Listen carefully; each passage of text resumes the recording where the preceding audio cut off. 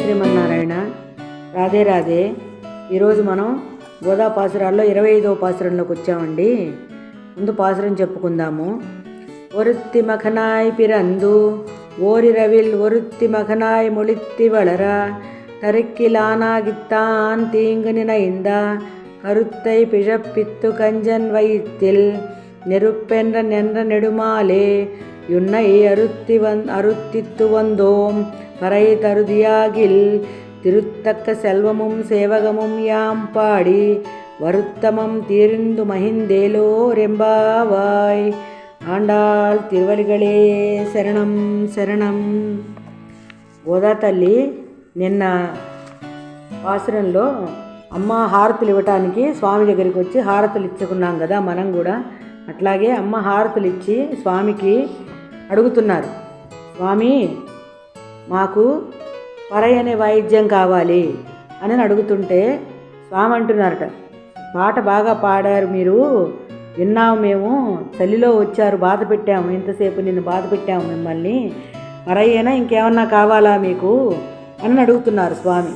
అంటే ఆమె అంటున్నారు, పరై మా కోసం కాదు, పెద్దవాళ్ళ కోసము, మా కోసం అయితే మీరే కావాలి స్వామి అని చెప్పని అమ్మ చెబుతున్నారు గోదా తల్లి స్వామితోటి. స్వామి, మీరు ఆ వర్షంలో కష్టపడి ఆ చెరసాలలో పుట్టి దేవకీ వసుదేవులకి పుత్రుడై మళ్ళీ ఇక్కడికి వచ్చి నందగోపురంలో యశోదానందులకు పుత్రుడైనారు. మీరు అంత కష్టపడి మీరు రావాలా స్వామి? వామనావతారంలో లాగా, నృసింహావతారంలో లాగా అట్లా వచ్చేయచ్చు కదా మీరు కష్టపడకుండాను. ఇంతమందిని అనుగ్రహించడానికి మీరు ఇట్లా వచ్చారా స్వామి? పాపం జైల్లో పుట్టారు, పాలు తాగడానికి నోచుకోలేదు, వెంటనే వర్షంలో వచ్చారు అని చెప్పని అమ్మ చెప్తున్నారన్నమాట. వసుదేవసుతం దేవం కంస చాణూరమర్దనం దేవకీ పరమానందం కృష్ణం వందే జగద్గురుం అని చెప్పుకున్నాం కదండి మనం. అట్లా మీరు కంసుణ్ణి చంపడానికని ఇట్లా వచ్చారా? మామూలుగా వచ్చి చంపేయచ్చు కదా తండ్రి అని చెప్పని చెప్తున్నారు.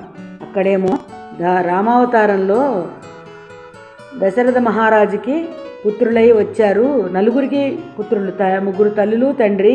ఇక్కడేమో నలుగురికి ఒక పుత్రుడై వచ్చారు. ఇట్లా వచ్చి మమ్మల్ని వారిని కూడా అనుగ్రహించారు స్వామి. ఇప్పుడు ఆ పరై అనే వాయిద్యం వచ్చి మాతో పూజ చేయించుకొని మీరు కూడాను అనుగ్రహించండి అని అమ్మ అడుగుతున్నారు. జై శ్రీమన్నారాయణ. రాధే రాధే.